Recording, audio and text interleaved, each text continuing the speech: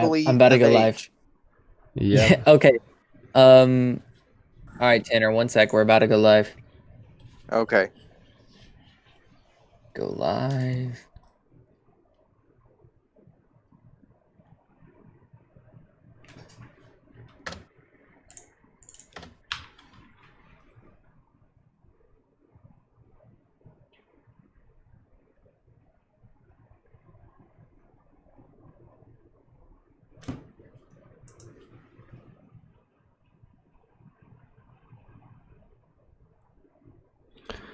Yo, Jacob, I don't know if you know this, but you misspelled insanity skies on No, your... I intentionally put it insanity, guys. Are you sure? Hello, everybody.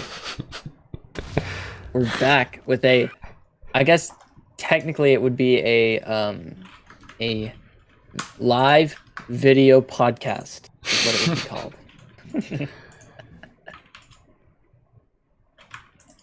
All right. Well, special guest Tanner. How are you? I'm doing good. I'm I'm glad to be on this podcast.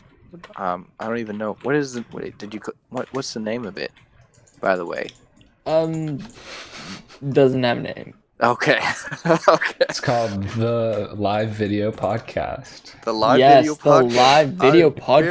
Very glad to be on the live video podcast. Oh man. So what did Jacob tell you to bring you on this podcast tonight, Tanner? Well, I didn't tell him what, Tanner. but I have a plan. No. Okay. I didn't tell him anything. Okay. So Tanner has a pretty, it's like, if you're comfortable, Tanner has a pretty interesting life story. Cool. One of epilepsy and all sorts of fun stuff. Yes, lots of fun stuff. Because we all know epilepsy's fun. Yes. Anyway, so Tanner, if you want to go ahead and get started, and we might ask you questions as you go and stuff, but yeah. Okay. So you want me to talk about my... Yeah, talk about, just talk about epilepsy, dude.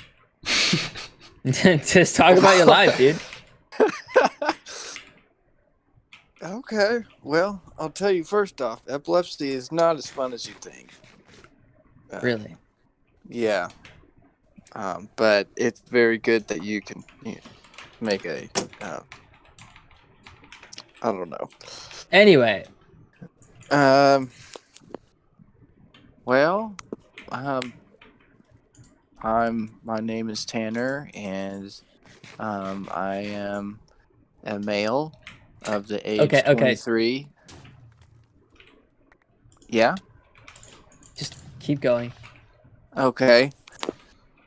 You don't have to give us all those details. I have blue-green eyes and brownish blonde hair. Dude. Okay. Yeah, well, I ended up growing up in Houston, Texas, a little town called Pearland. It's really nice down there. I no longer live there. I live in Oklahoma, and I'm proud to be a Texan, and I still will hold on to that for the rest of my life. Yeah. Because there's no way you can take that away. Texas pride will live beyond your death. And anyway, I grew up living in a little town it's not so little anymore, called Pearland, and life was pretty good down there as far as I remember. I about the age of 10 ended up started having staring seizures, and which basically is whenever you stand or in a sitting position and you just look and you can't move your body, you're kind of paralyzed, and you get this funky feeling inside of you. Kind of like your hair stands up on your arms, and you end up kind of spacing out. Every male can understand this, though. Like, that favorite place you have in your mind where you think about nothing, and you love it so much, and you just want to keep thinking nothing, and it's great. And that's exactly where, that's do you know what I'm talking about? You know that place I'm talking about? Yes. You know exactly what I'm talking about. It's the best place ever. Well, you kind of go into that mode right there, and you just think about nothing, and you can't get out of it, which is it's kind of, bad. You can't get out of it, but you don't mind it because you're in a position of power, and in the sense of, people are paying attention to you, which is kind of reversed way of looking at it. But all right, so you were 10 when you started having seizures. Yeah. Yes, and they just progressed into something more. They progressed into grandma seizures, and you're gonna have to explain that. Well, they aren't grandma at what you would think an actual grandma is. It's like that game that app used to be on the phone, where it was an angry grandma, and she came around. You could either pick a bat or a golf club and just start hitting little guys as you're walking around. I don't know if people play that anymore. I don't think so. But there's kind of a more, they call them grandma seizures. I don't know why, but it's kind of, you just lose control and you end up just shaking and seizing and violently lashing out at everything. And that's what they ended up progressing to until I was about 15 and a half. That's when I couldn't do it anymore. I was on every medication under the moon and a lot of experimental medications, and they all backfired, as well as diets. And one of those diets is the modified Atkins Ketogenic Diet.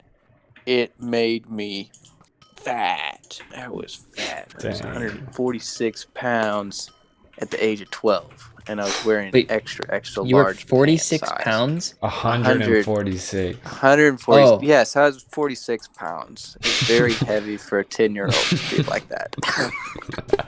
Anyway. Next week, we're talking about. I still have those. Jacob's autism. Yeah. Thanks, bro. Anyway. By the way, I actually wore those shorts right there. This right last where? couple days. You say right there. What's right where? I have a pair of shorts that are extra large, and those are the same shorts that I wore whenever I was ill. I came to your house when I came to your house a couple days ago. Okay. Those are the same shorts, by the way. Now you know what they look like. You have a visual, though you probably didn't care. Anyway. Yeah. Anyway, they kept progressing, and until I had to go to the hospital for the 15th billionth time. And the doctors weren't actually sure what was causing your epilepsy, correct? That's correct. They had no idea until after brain surgery. They were like, "Oh yeah, we know what it is," because they really didn't know what it was. Don't skip to brain surgery. Don't skip. Keep going. Well, I went to the hospital and they said you don't have much longer time to live. On the ride up there in the ambulance, what ended up happening is that my grandma's house, our grandma's house, Jacob and I shared the same grandma, obviously. Nice. Well, it could be the other way, but details. I mean, they're all important. Yeah, it is important. We had the same grandma, and it's pretty cool. but I ended up fainting and stopped breathing at my grandma's house, which was in Lindsay at the time, and they sent me in the ambulance, and I had 66 seizures. They said I had 66 seizures in 5 minutes, which we all know 6 is a bad number. Yeah. Yeah, but luckily it wasn't 66 in 5 minutes. Yes. Oh, I thought it was 6. Oh my god. How do you count that many? I guess they counted. I don't know how the medical way to doing that, but how long does like a seizure last? Because it depends. I mean, it depends on what that's kind of an insane amount of seizures in 5 minutes. Yeah. Wait, hold up. We got to get the math on this. A lot. Yeah. It's a lot. It's one about every 6 seconds. Longer. Oh, really? Did you get the roughly. math done? Well, 5 minutes No, is 360. don't worry about it. I'm doing the math. Seconds. Just keep talking, Tanner. Okay. Well, I mean, they don't all happen in the same time frame. You know, they have short ones sometimes, and then I usually, faint and, very exhausted, or I have extremely long ones that last like 30 minutes at least. Okay. So I just looked it up. That would be one seizure every 4.5 seconds. Wow. That's insane. Wow. Anyway. That's a lot of seizures. That is a lot of seizures. And was it just that 5 minutes, or was that like constant? I have no idea. I don't remember the ride down there. I was out of it. Right. That's just what they told me. Yeah. But yeah, I went down there, and my epileptologist told me I needed to get into surgery now, or I was going to be a goner. And so they set me for surgery. I was intended to have my surgeon was not able to work on me, or the one that I was going to be under. So another surgeon named Dr. Honeycutt ended up doing it, which he was a better brain surgeon than the last one. So that's a good thing. How do you qualify better or quantify? Well, what he had won a lot of awards, and he ended up, he wasn't my surgeon but he worked on a lot of pediatric kids with special diseases. He had more experience, is what you're saying. Okay. Exactly, and that not is exactly saying that he's better, but just more experience. He had less confirmed kills. Yes. That's right. That's obviously, we have a less of a confirmed kill right here. Anyway. Yeah. I'll tell you, like right now, I ended up going in beforehand. He had a beard on, and then he shaved it off, and I woke up and he didn't have a beard. And, like, it was one of the first things I said. I was like, "You beard's gone." So, something interesting, actually. I know you, I'm not exactly sure if you remember this, but I know you've been told, when you came out of surgery, I actually was there when a little bit after he came out, you couldn't talk, right? Yes. You could only like sing, right? Sing? You could talk, just very, very little. Yes, I could talk, but very little. At least in my brain, I could talk a little bit. Right, but you loved singing. Like, you sang all the time. That is right. Your dad, my favorite thing, and it's still one of my favorite things to listen to, has a group. He's in a group called All For Him, and it's gospel music, and it is insane. I loved listening to him, and I still do. He has one of my favorite voices, and I tried to get into singing at my graduation, but that didn't work out. By the way, that was a side note. But I love his music, and it's like one of the only things I listen to every day, and it was very great. And I did like to sing. I sang a lot. There's some interesting stories of stuff that I did sing while I was high in the hospital that I was told about. And some weird stuff that happened. I had a couple flirtatious moments with the nurses, but that's normal, I guess, Legend. for a pediatric hospital. Wait, so how old were you when you went to surgery?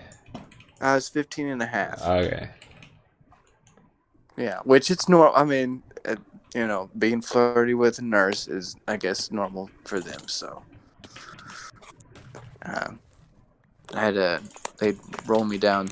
My dad would take me for walks in the hospital in a wheelchair, and I'd just be singing Josh Turner's "Your Man" all around everywhere. Just singing, "Baby, lock them doors and turn the lights down low." All right, and have you been better ever since? No more seizures? Yes, that is true right there. Yeah. I thought you have had a few seizures since, though. No. Well, just backing up a little bit, I can tell you the first words that came out of my mouth after surgery. Do you know them already, Jacob? I think you said it was that you noticed the nurse's beard was gone. Or the doctor's that wasn't the first word. Sorry, the doctor's beard. Sorry. Yo, guys can be nurses too. Don't be sexist. I noticed the nurse woman's beard was gone as well.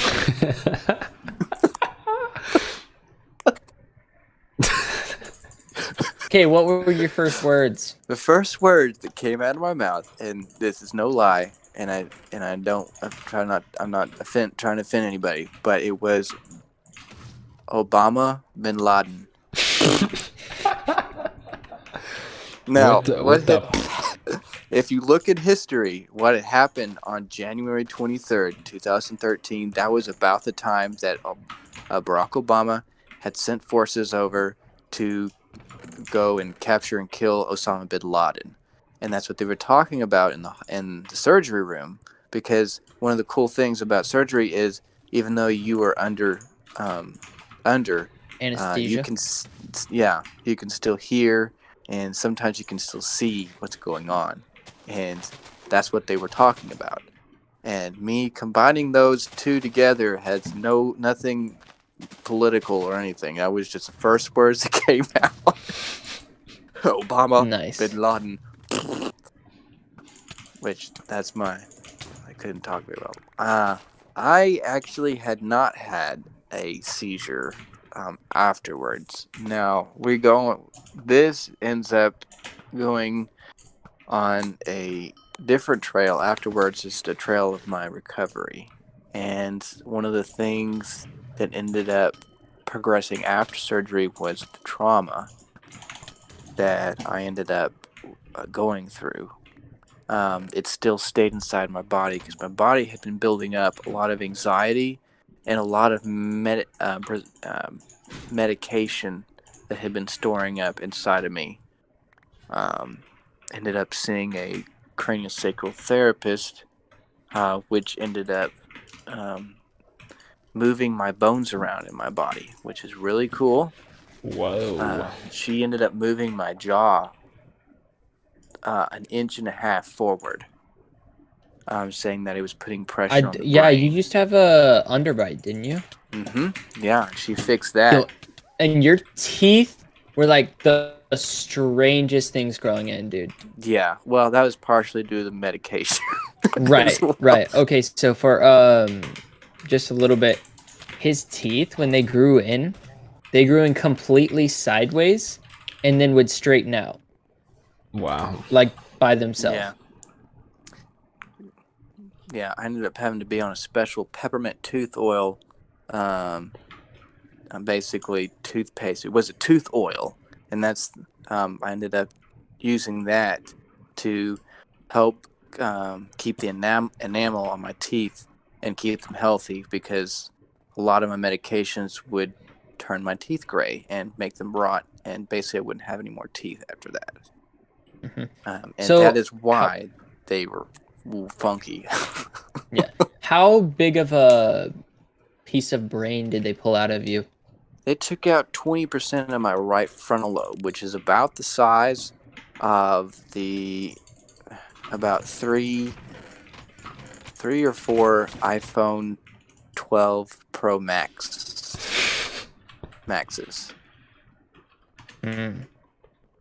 It's pretty big. His right frontal lobe cortex, and they ended up putting three titanium plates to screw my skull back together. Yeah, you have a pretty nasty scar. Not like it's pretty nice, but like it's nasty. Yeah, it's nice, but it's nasty. It's nasty and nice. Anyway, so you don't really have to talk about your recovery if you don't want to, but I'm sure everyone would like to hear about it. I have one question first. It's like, yeah, go for it. What were you doing in school before or during all that? Like, were you homeschooled or what the heck? Yeah, and I was flunking homeschool. They moved me back 2 grades. So I ended up graduating when I was 19. Dang. 18 or 19. Just I mean, because, a lot of that was because of your school? epilepsy, right? Yeah. Yeah, I mean, I was in public school until halfway through 7th grade, and that's when the drugs and hormones starts pumping in a boy's body, and there were drugs. Yes, there were drugs. You were doing drugs? I was not. Well, yes, I was technically medically doing drugs, but that has nothing to do with the drugs that the other middle schoolers were doing. And it got very violent. I ended up going to anybody that had gone to Norman School's Longfellow Middle School was the worst, and it was pretty bad. I ended up almost getting choked out to death by one of my friends named Ronnie. He was a big 6'4", big red Irish boy. Middle school. Yeah. Oh, okay. He was huge, but he came up to me. He's like, "I want to give you a hug." And so he comes up and grabs me by the neck and pins me up against the wall. And about that time, I was like 4'3". Wasn't that tall. I hit my growth spurt after my surgery. I was about 17. And then he just held me up there for about 45 seconds and then put me back down and released my throat. And I'm breathing really hard. And he's like, "That was a good hug. Thank you. I love you." And then walks into class, the history class. And I was like, "That guy's a freak. What's going on here?" I didn't know that stuff actually happened. You always hear about that and like anti-bullying stuff. Exactly, yeah. It's freaky. I mean, that guy, I don't know what he was on. I'm not a specialist in drugs and LSD and what they actually do to you. But I do know there's a lot of drugs out there that make you see things and see sounds. Make you violent? Yes. And make you violent. So, back to your story a little bit. Like I said, if you're comfortable, maybe saying some stuff about your recovery and the trauma and stuff. Yeah. Well, basically what had happened was all this anxiety had been stored up inside my body. It's 5.5 years worth of trauma had been stored up inside. It gets kind of a little, it gets a little like voodoo-ish. It's not voodoo, but basically my chi was extremely high, meaning that like my aura and all the bad energy inside of me had been building up inside my body.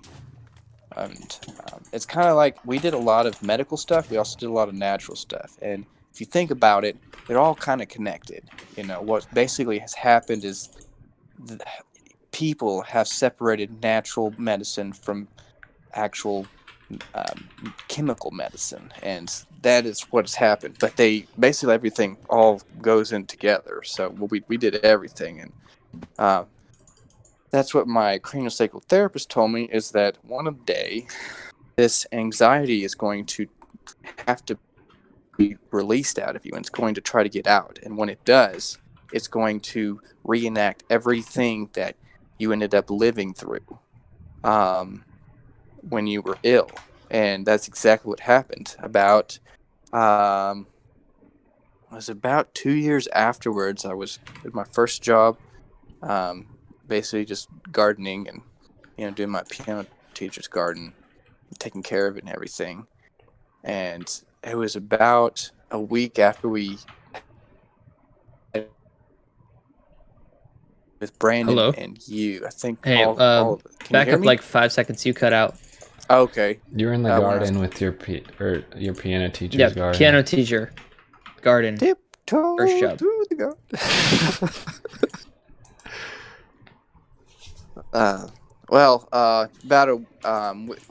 That's my first job when it happened. That's where it happened. It's about a week after we ended up going to Disney World. I believe you were there, Jacob. And as Brandon, we all went to Disney World. It was about a week after that. I had gone back and started gardening, and it just happened right then and there. And I stopped and I called Grandpa, and I said, I need to go to the hospital now.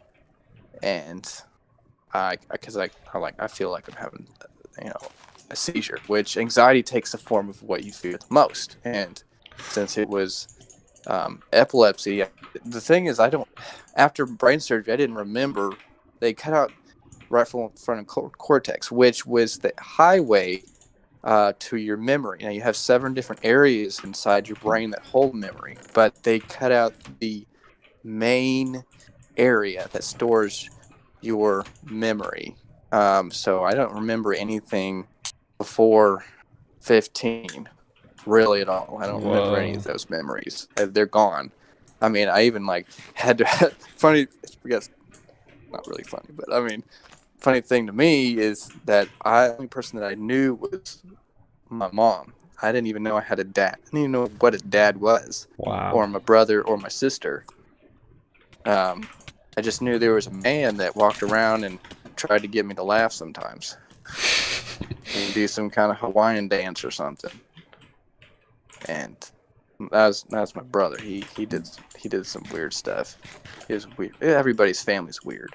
But that it happened about that time, and that's what they told me. They said it was just an anxiety attack, and I was like, that's weird. This is not normal. I don't have anxiety. I don't fear anything. I mean, I had gone through, the fire of, having all these terrible things happen to me. I wasn't afraid of anything, and to this day, I'm not afraid of anything. There's not really. You learn a lot when you go through an illness.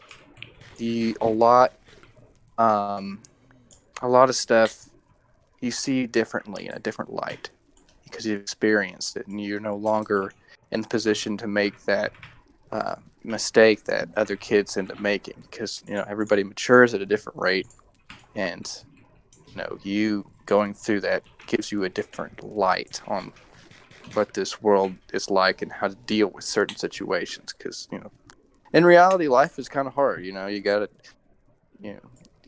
put the boot into every day and try to live the best you can. That's how you roll. So what happened when you got to the hospital? I was the first time I ended up having to sign papers. That was me having to sign. I was like, dude, it's literally having a seizure. What was your age? I can't sign that. What was your age? I was 19. Okay, so several years have passed. I was 18 or 19, I believe. I believe it was around that area. Yeah, I think it was 19. Okay, so 4 years have passed. Yeah. And before that, I had to relearn how to eat, had to relearn how to walk, had to relearn how to think. But by that time, I had pretty much done all that, and I was about to go to college for a music degree, full ride. but that's what happened, and I kind of ended up taking a step back, and what had happened was when I was ill, there was my anxiety had created somebody called the Dark. I called him the Dark One, and he's basically this little boy that I had made up in my mind, and he kind of never really talked much, but he would make me do things and that I didn't want to do. He'd make me, try to attempt to kill my brother, or he'd, have a seizure in front of everybody because he thought it was funny. And I guess it was funny. Okay, but... question. So I'm sorry for laughing. No, it is funny. No. Okay, so I have a question. You say that the Dark One would make you do things. So you did not have control over your body? No, not when I was on medication. Those 5 years, I really didn't have much control of anything. More basically me, and then it was this dark guy that walked around with me. He was not. He's called the Dark One. He wasn't like a racially dark guy. I didn't know what. Yeah, go ahead. I understand. I'm not. I understand. That's just funny. No offense to everyone. That was that. Oh wait, 1 second. There's a question from the chat. Did you have to relearn English? Yes. Wow. I had to relearn how to speak. I basically went back to my roots of being 10 months old. I had to relearn everything. It was kind of weird because I was like, as I progressed along, I'd be like, "Ooh, mommy, Pokemon. And I watched that when I was like 6 and 7. Being in like a 16-year-old age body, it's kind of weird sitting there clapping your hands like a kid watching Pokemon. And then because what happened was I'd like snap in and out of being a different age, and so I'd be like normal, and all of a sudden like snap, like I want some milk.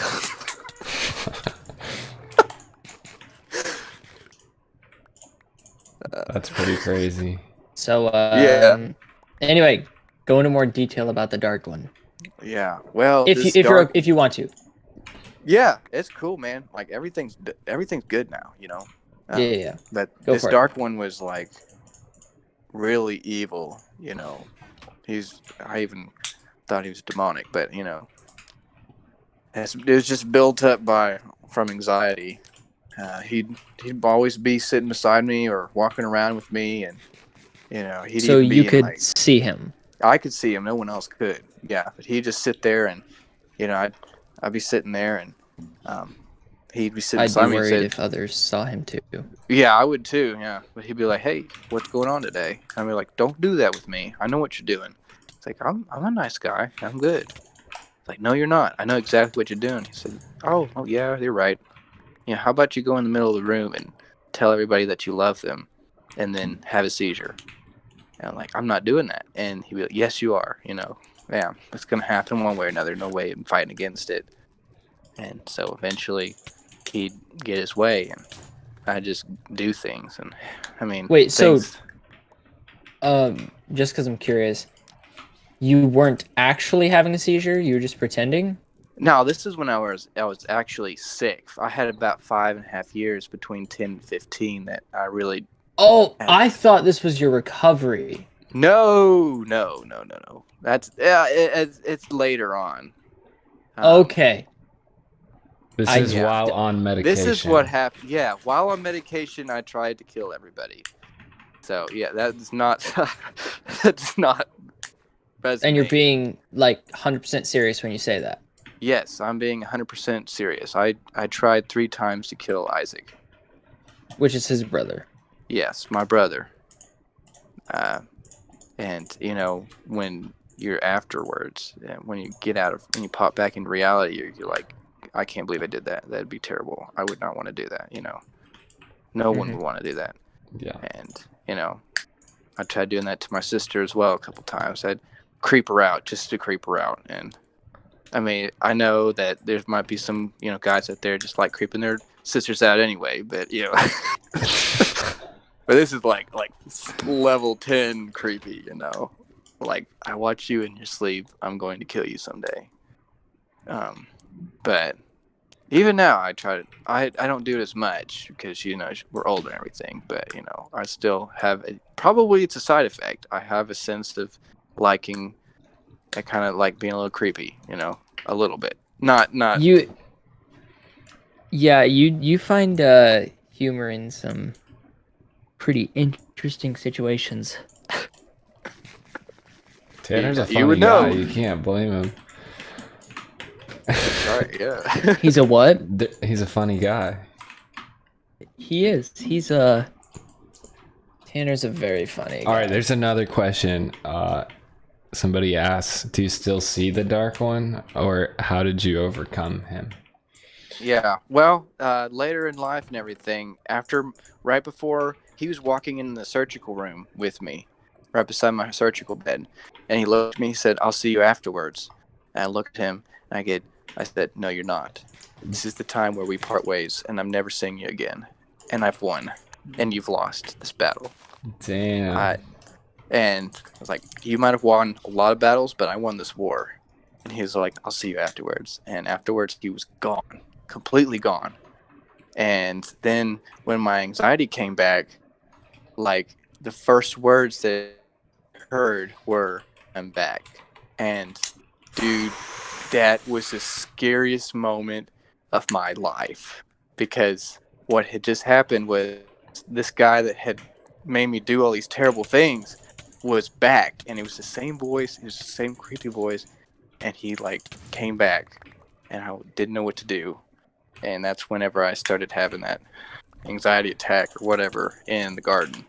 And so then things got kind of really weird. It was a little bit different because he was there, and I'd see him sometimes. But then I got a multiple personality disorder. Every single personality inside my body kind of split into their own little bubble. And they were all fighting with each other. And they all wanted to be me, just one personality. Kind of like if you've seen Split, kind of like that, except not to that level. Have you seen Split? Mm-hmm. Yeah, just imagine that guy, and except it wasn't like I kidnapped two girls or whatever, Anyway, but it was kind of like I just had all these different personalities in their own little bubble, and the dark one was kind of the leader, and he was, absolved of being in argument with any of them, and then I was just me. And my parents told me that they didn't want to take me to a therapist because they didn't want me to go on medication. And so what I had to do was I had to figure this thing out on my own. And I couldn't talk to my parents about it because they'd always freak out. Moms are moms. Yep. Everyone that has a mom like that knows what I'm talking about. Yeah. Have you eaten honey? Let me fill you up with 14 different omega-6 oils. And good kale green and barley for the road. I think that'll be me as a parent, TBH. Yeah, but that's basically how it was, and I was like, I got to figure this thing out. So what I ended up doing was I always had a sense for music, and I always loved music. And what I started doing was I started writing songs and writing poetry. And I'm still writing poetry. And it's a very good way for anybody that actually does have anxiety.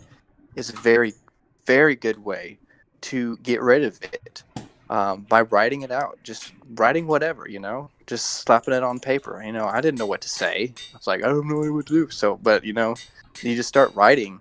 And when you start writing it, it just flows right out. And poetry, or just even writing it, is a very good way of dealing with that. Also, listening to music. I listen to one of my favorite guys. It's NF. If you listen to him, he is a little bit kind of dark and everything, but he deals with the same kind of situations. And he's a rapper, but those words ended up helping me get to the place where I am today.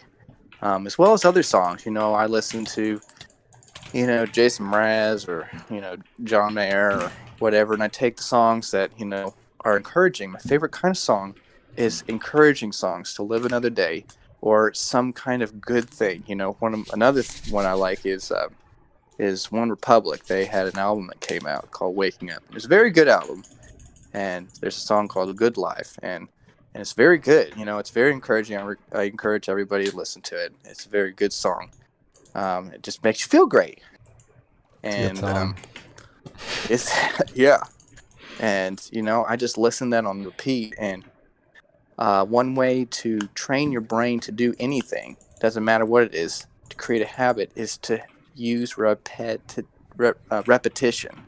and over and over and over. And that was my goal, is to use repetition to take out all that anxiety and put it to use. No matter what it is, you can make something good out of anything bad, no matter what it is. Even, I guess, anxiety to this level. And I put that down on paper, and it's extremely helped me get to where I am today. That's awesome. Yeah. Something I kind of want to ask about, for everybody to hear. Can you talk a little bit about like bullying and stuff like that? Because I know, like, as a result of your brain surgery, like sometimes you are a little bit slower to understand things, or sometimes you even just like have to take time to think about what you're doing, and people are like, yo, what's wrong with you? Yeah. That's another thing for anybody that has been through a difficult time. Bullying is something that is going to happen. And, it happened to me. It happened to me in church groups. It happened to me everywhere. Because people see the world through a different light. You see it through the way that they want it to see. And, nobody's going to do anything about it. And, it happened a lot. I mean, it still happens to me today. And, I've really just gotten to the point where I just don't care what other people think. It's kind of been built into my personality. I kind of just walk around, and if you say something I don't really care about, I really do not care about it. And I'm not going to do anything about it. Not to the point, I'm disrespectful or anything. But, it doesn't bother me what you think about me. That's something that's really difficult growing up that a lot of people deal with, is what other people think of them. Well, reality check, it doesn't matter what other people think of you, because they want to be like you, or they're jealous of you, or they just have an issue, they're going through something. Yeah, I remember you telling me an instance about your professor. Yeah. You want to say a little something about that?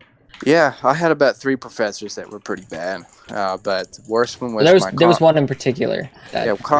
Teacher that I was given permission by the college. There's a section for disability where the only way I could actually process information was through the computer. And what I'd do is I would take whatever was said, what the professor said, write it and type it, hear it through my ear, and type it down on the computer. And that was the best way for me to process the information.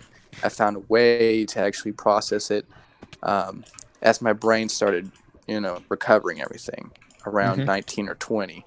And there were several instances where he called me out and, tell me that I was stupid and that I needed to put my computer away because he's the man or whatever. He was 87 years old. There's no way he was the man, whatever he called himself.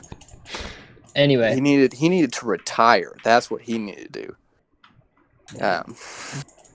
But I mean, if I recall, there was one specific instance that really. Yeah, I mean, there was.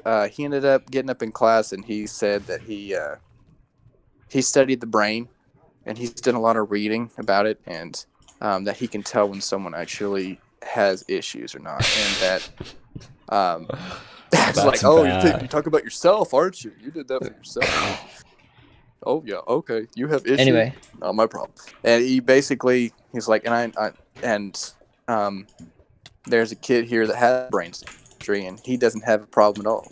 There's nothing wrong with him. He's just, lazy, and he needs to turn his computer off. And I kind of looked at him, and I didn't know what to say. I was very timid and shy back then. Now, I'm going to tell you what I think. I don't care what you say.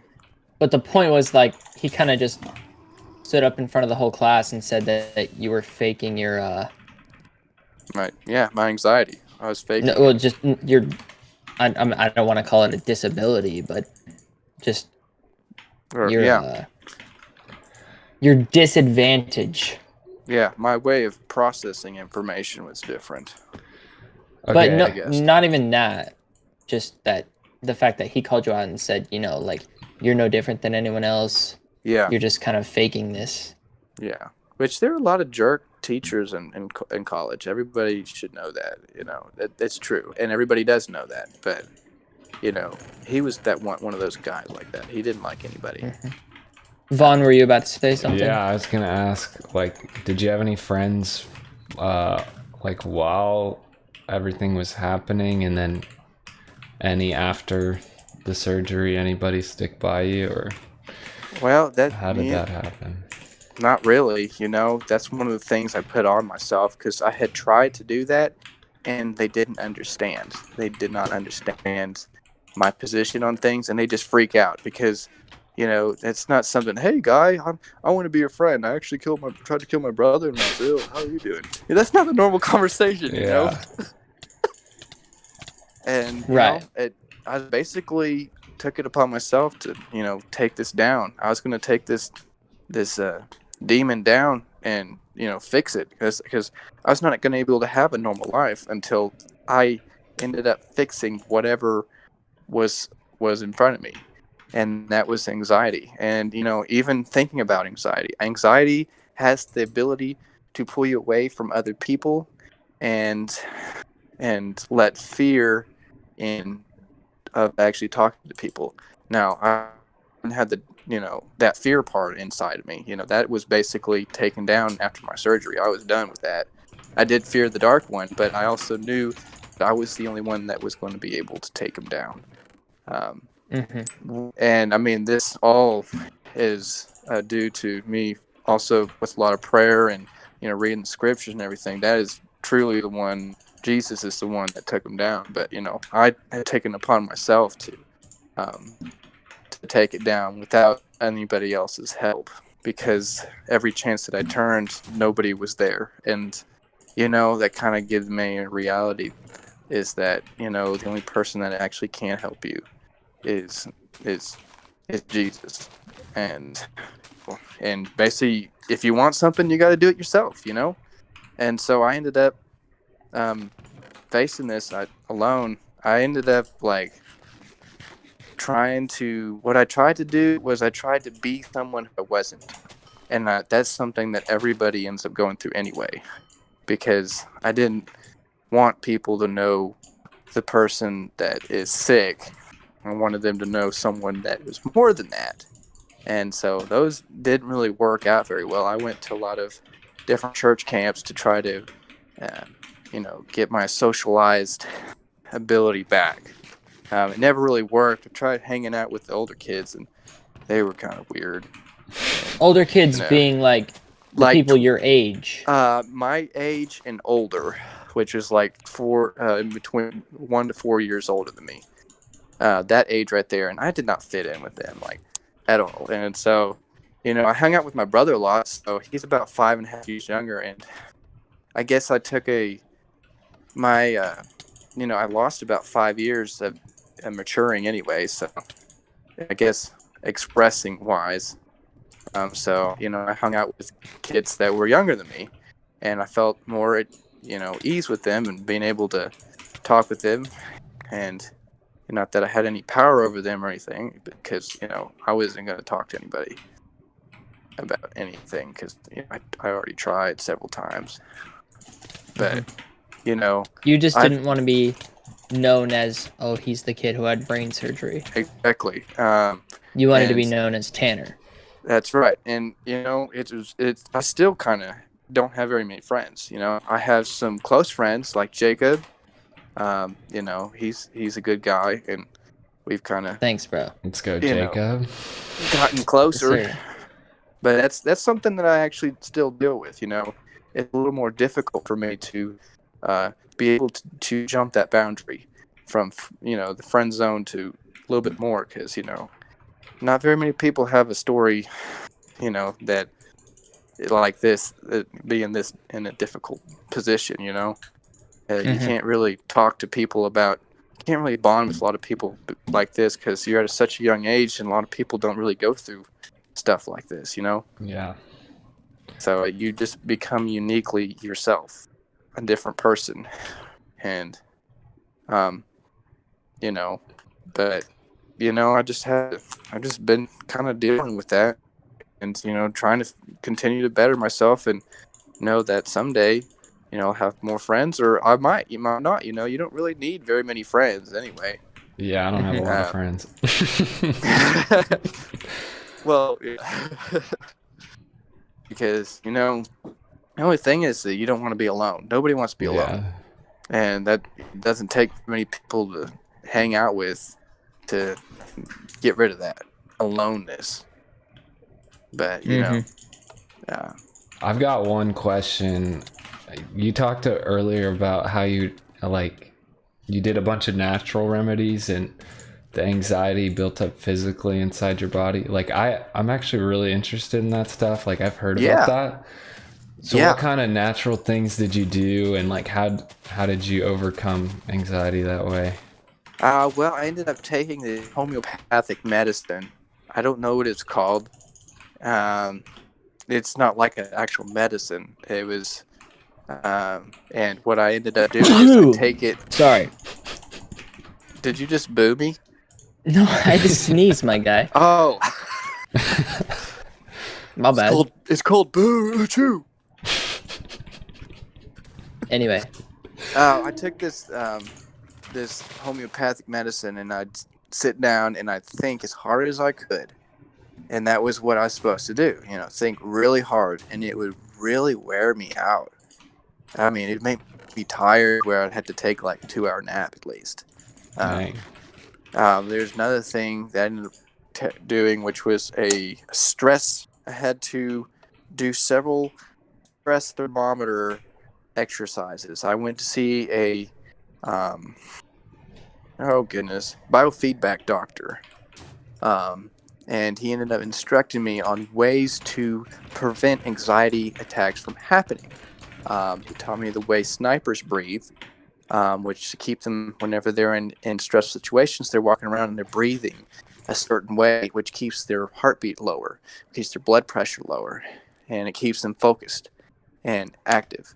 And he taught me how to do that. He also taught me how to basically get rid of anxiety completely, which there's a special way you can you put a stress thermometer on your finger, and you focus on anything in the room, and then you focus inside of that dot, and you focus inside of that dot right there for about 20 minutes every day.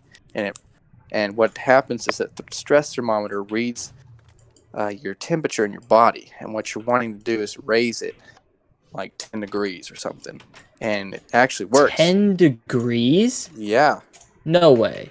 Dude, way. No, there's no way it was 10 degrees. That would kill you. Okay, fine. Don't believe me. Dang, bro, chill. It's just that would give you a fever of what, 108? Dude, I was sweating. I was sweating like I was in a room, 115 degree room. No kidding. And that's basically, from a medical point of view, it ended up sweating out that anxiety. Sitting there, focusing, and it sweated it out.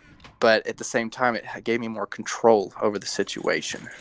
There's another thing I ended up doing, which was called, is basically creeping and crawling. Every single child, whenever they're young, they end up crawling around. And it's necessary for the development of the brain for a kid to actually crawl around for a certain amount.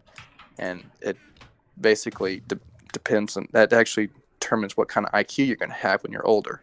How much you crawl and how much you creep around on the ground. And my craniosacral therapist had me do that, which is a big process of crawling around the floor for like 1,500 yards. That's what they end up getting up to. You kind of practice. And eventually you get up to creeping around and crawling around about 1,500 yards every day. And what it does is it resets your brain to when you were younger and wiping away everything else that was there. And since I had a lot of bad stuff going on, there was something to reset, reboot. And that's what ended up happening. And, I don't have any anxiety anymore. And I also got rid of the dark one by, I had one last anxiety attack, and I was at Grammy's house. I was in the back room in the apartment, and I was sitting there with my mom and dad, and I was just shaking, and my vision was blurring, and I was just continuously seizing up, and that's another reason why I'm kind of built a little bit, because I had so much that seizing ended up kind of made me a little bit stronger, because I couldn't do anything else but seize Long up. Story short, you're muscular. Yeah, but don't get the idea I got any abs, because I don't. Rip. I got plumber abs. That's what I'm a plumber, so they're fat abs. No, that would be a terrible image. Get that image out of your mind. I am not fat like that. Anyway, I was on the bed, and he was there. He was watching me, sitting in the corner, and he's like, you're gonna lose. You can't put up a fight anymore. Just give in. This thing's gonna happen. I've won before. I've come back, and I'm gonna win again. And I kept I was repeating the scripture. I can do all things through Christ who strengthens me. And I was praying with my parents, and all of a sudden I ended up having this like adrenaline rush or something. And I told him, I said, Dark One, in the name of Jesus Christ, I shoot to hell. And he was gone. But obviously I know it's not, we can't do that. It's something that's obvious. But basically that was me saying, I'm done with you. I'm done with anxiety, and you're not going to have any more control over me. And he was gone, and I haven't seen him since. Yeah, it's done. Anxiety is gone. He's done. And I have nothing to worry about anymore. There's nothing. Nice. Everything I have fought through, everything's gone. And now I'm, all better, pretty much. Besides... they told me my brain was going to grow. Most men's brains ends up stop growing around 25. Well, I lost about 5 years, so they said my brain's going to stop growing when I'm 30. Nice. And so, right now I'm like 7, I guess, if you think about it. In a adult body, that's weird. Anyway. Well, you laugh at all my jokes like a 7-year-old. Dang. Yeah. All right, well. I mean, yeah. Wait, Tanner? one more question. That was a great place to end, but what ended up being wrong, or what did the doctor say, like, after surgery when they pulled whatever out? They took my brain out, and they didn't let me see it. They told me... It was rude. I actually asked them, can I see my brain? And they said yes. And they didn't show it. They sent it straight to the lab. They said it needed immediate testing. What if they didn't take out your brain? They didn't, then I guess it was all psychological. And I really am a messed up kid. Okay, so what was wrong, though, medically? Allegedly. What they said was... that it was a birth defect in the womb, and there was something wrong that didn't actually go, that wasn't formed right in the womb.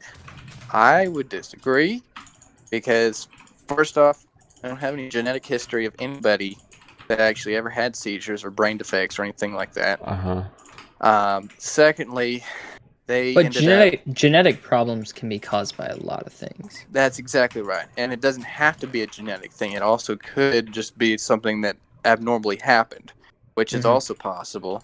But I also, right after I was born, they took me and they gave me several vaccines immediately after I was born. Like everyone else. And if you look at the year 97, there's a lot of babies that died in the year 97 from vaccines. That was a bad year. And, of course, they're not going to admit to that. But that could, I think it has to do with some kind of vaccine that they gave me as a kid. Against, at least I'm not dead. Or I'm just messed up. You know, you could say that as well. I'm glad vaccines did not kill me. Yeah. But look at you now. Bro, I have had every single vaccine. That's not a joke. Crazy. When I went to Africa, when I went to Africa a year ago, or a year and a few months ago, there was a ton of vaccines I had to get. I bet. And I had to get. I'm pretty sure it was every single vaccine that I hadn't gotten. Mm-hmm. But because if I didn't get it, they wouldn't let me in the country. So yeah. Well, I think it's kind of funny though. I ended up becoming a plumber, which basically exposed me to every single disease known to man, especially COVID. COVID lives, on feces, which I don't have COVID, and I never actually had it. I actually was tested, and I'm negative. So, but I'm been exposed to everything under the moon after I ended up getting out. Didn't want any part of that. So.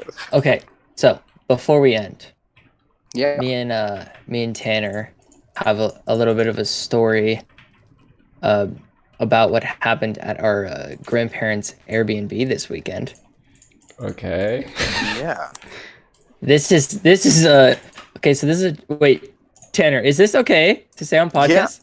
Yeah. Okay. I believe so. I have a little bit more after you're done. I'm going to let you speak because I've been speaking nonstop and my voice box is ready for you to take.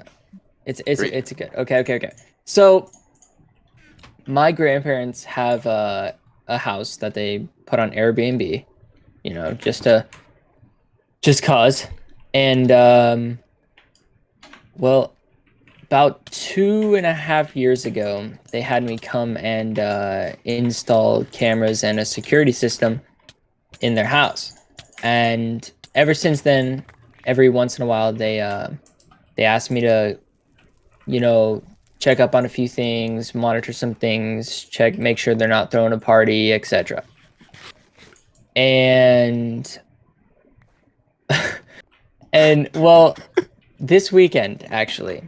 So Tanner was at my house this weekend. He stayed with me. And it was Saturday night. I fell asleep on the couch while he was playing video games. And then he went to bed and just left me on the couch.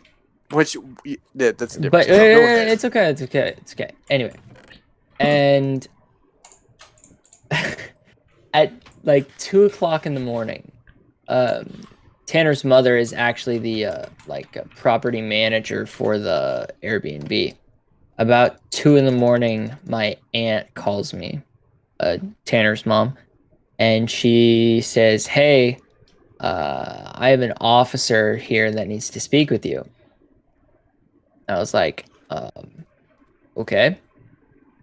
And honestly, it was 2 in the morning. I might be getting some of these details wrong, but long story short, I ended up speaking to a police officer, and the police officer was like, hello, we need information about the security system. Just passwords, usernames, and because they need to get some footage or look for some footage off. And I was like, okay, yeah, I can do that. What's going on? And come to find out, there was apparently a giant party that had been thrown. It's like 55, 75 people or something like that. Yeah. And I believe it was 3 people actually ended up getting shot, and 2 of them were suspected to die. Yeah. So basically, it was a murder scene. But your grandparents? Yes, Airbnb? my grandparents' Airbnb. Holy crap.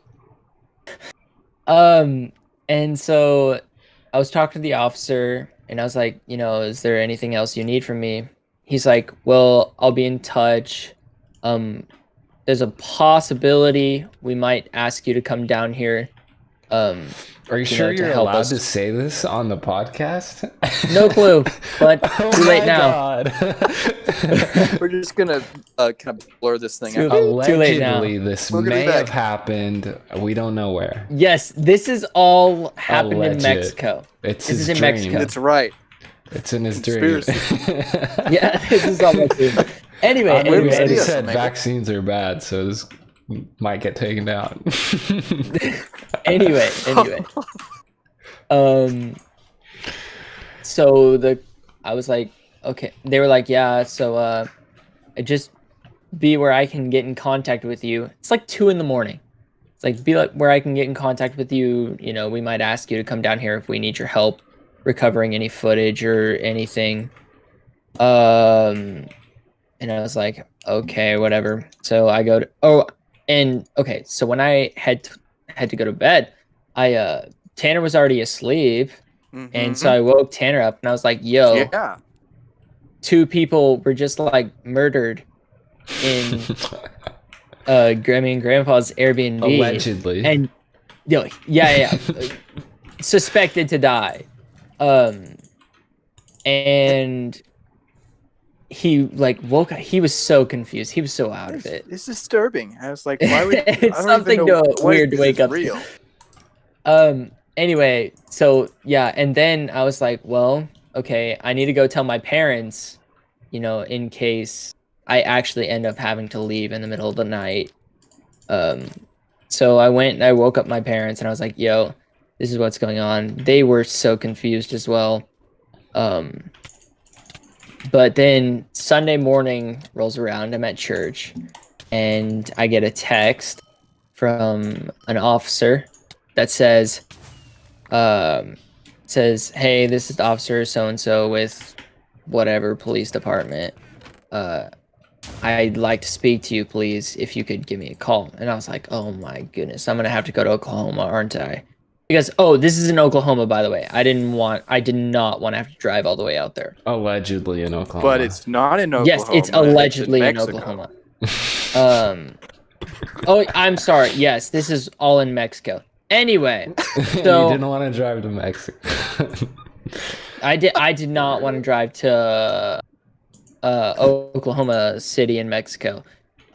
Anyway, and so I called the officer after church, and I was like, yo, what's up? What do you need? He was like, basically he just asked, yo, what's up to an officer? It's like, I'm cool, no. man. Okay, I did not. I was very polite. I was very respectful. What? Anyway, he basically was just pretty much asking for my permission to take the whole security system with him to be forensically analyzed for and get the footage like safely removed or something like that. I don't even know.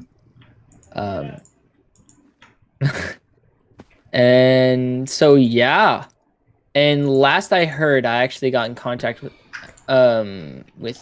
Tanner's brother Isaac today, and last I heard, it was supposedly a gang-related incident. Yeah, man. I saw Snapchats that were recorded and sent to my mom of like gang people at the Airbnb. It's live on live Snapchat right now. The world Snapchat. Oh my! Like, oh yeah, the area Snapchat. Yeah, and it's like you could see the B&B, and there's like a bunch of gang. I'm gonna call them gang people because I don't want to be racist at all. Because there were there were people there, white and black. Anyway. Mexican and Indian. Gang-like. But Diverse. there was direct reference to the Bloods and the Crips, yes? Yes. That is... So, yeah. That is insane. This has been dream the I best had. dream I've ever had in my whole life. Yeah, this is one of the most interesting dreams I've ever had in my life. Oh, streams. Yeah, man.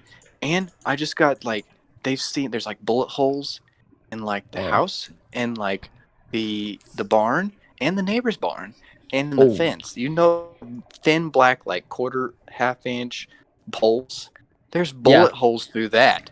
They ended up taking a car and they were so drunk that they backed up through the gate, the electric which wasn't gate. supposed to go that way. And broke it was an electric gate that opened one direction and they ran through it the opposite direction. Does homeowners insurance cover all that? Yeah. I don't know. Yeah, well, there's blood stains in the carpet. Oh my and on the sidewalk, Wait, in the carpet? Yeah, dude. I thought, but the shooting happened outside. Well, they probably went inside. My mom has pictures. To die. She went inside. Well, There's blood in the but the carpet. officer told me the shooting happened outside. So did they go inside? Yeah, obviously. There's blood. I don't know. There's something that happened on there. Period. There's blood in the carpet stained. There's blood on the front porch. There's blood in the garage. There's blood a lot of places. Wait, in the garage? How'd they get in there? I don't know. That place is locked. Anyway, but they ended up going to neighbors and them and like disturbing them, like freaking them out. It was bad. So last I heard, Grammy and Grandpa are gonna get out of the Airbnb business. Yes, that's right. That is correct, and they're planning on moving back into that house. Excellent. And putting the Heidi Ray. Now, when I get to go visit them, I get to stay in a murder scene. That's right. In my dream. In my dream. We're gonna be two murder buddies in dreams. You know. Yeah, just in our dreams in Mexico. Singing "I Like Pina Coladas." Sure. So yeah, what do you think of that, Vaughn? That was amazing. Thanks, Tanner, for sharing. Hey, I've actually run into Bloods and Mexicans in the same area as well. What? And there was. I was working it was on 10th Street, MacArthur, in the MacArthur Boulevard apartments, and it was new construction. I was plumbing there, and first off, what happened? Right? Yes, in a dream. I don't think it's. Yeah, I guess it's in a dream. And a Mexican comes out with a machete and starts chopping up another guy. No. And no, this is literally you're lying. You're wait, what? Allegedly. You like witnessed in your dream? Yes. A murder? Yeah. Oh, in his dream. Why have I never heard about this? Because it really happened. What? That makes no sense. No, you witnessed the murder. Yeah. He also doesn't remember anything from 0 to 15, so... Remember, I have a difficult memory issue, okay? It comes in and out. And sometimes I just don't think that I remember things that happen. Anyway. Communicate it. Well, I witnessed a guy getting chopped up, and it was a crip, and he chopped him up. And then the helicopters came in, locked down the building. We couldn't get out of there for like 3 hours. And he went on the run for 2 weeks. Came back, started working again. And it was really funny because he wouldn't do much work. They were living in the apartments and they were legal. And he come in with a Corona, like an actual beer, Corona, because that's exactly what they had. And he'd take he'd just... Were you stalking this guy? No, I was working inside the buildings. And he'd come in and just start putting concrete down. He was a concrete worker, or whatever they wanted him to be. Wait, and why is he not arrested? Because he got away. But why did he come back to work? Because he's stupid. I don't know. Did he get caught there? He doesn't have any other place to go. That's my guess. So he came back 2 weeks later, and he's like, picked up like 6 bags of 80-pound concrete, slapped it down in front of me, chugged the Corona, looked at me and said, "I think I'm done for the day. 6 at a time. I'm gonna go to sleep." And it was like things are heavy. 1 a.m. So he didn't. It was weird.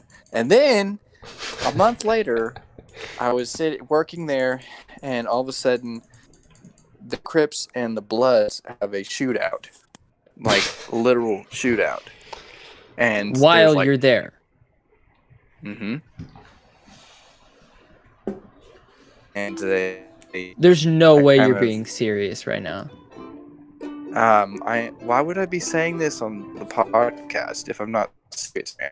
Well, I mean, I know it's in a dream, but like, this is not a dream. This is real life, realistic stuff. No, Tanner, thing this needs to be a dream. This is a dream. Oh, it does need to be a dream.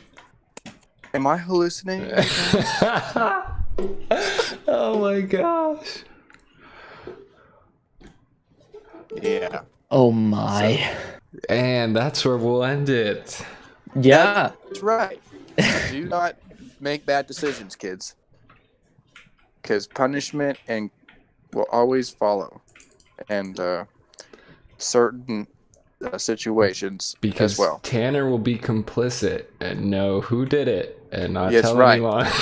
And then I'll forget that I did it, and then I'll remember later, 5 years later, actually not remember and not make a difference. So did it not just freak you out that this dude that you witnessed murder somebody just come back to work in his dream? In your dream?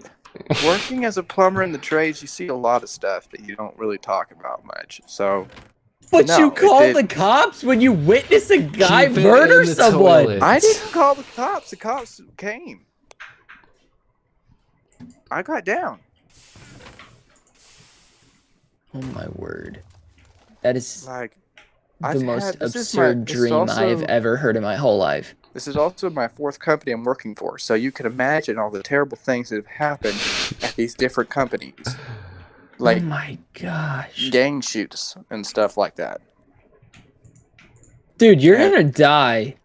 Yeah, I am gonna die someday. Boom. Wow. Okay, well, I think that just about wraps it up. Dude, you're gonna die. Okay, thank you everybody who tuned into the podcast. This is Jacob and Vaughn's podcast show. Yes, Jacob and Vaughn's live video podcast, the #1 podcast in the world, the #1 conservative podcast, the #1 podcast in the world, where you get all the fresh information here. And you first. Yeah, we would love to interview some of you people. Honestly, we just find people and talk to them. I think this has been one of our best, honestly. Right. For sure. Yeah. All right, well, thank you to everybody who watched. Next Monday, 8:30 Central. Tune into the podcast.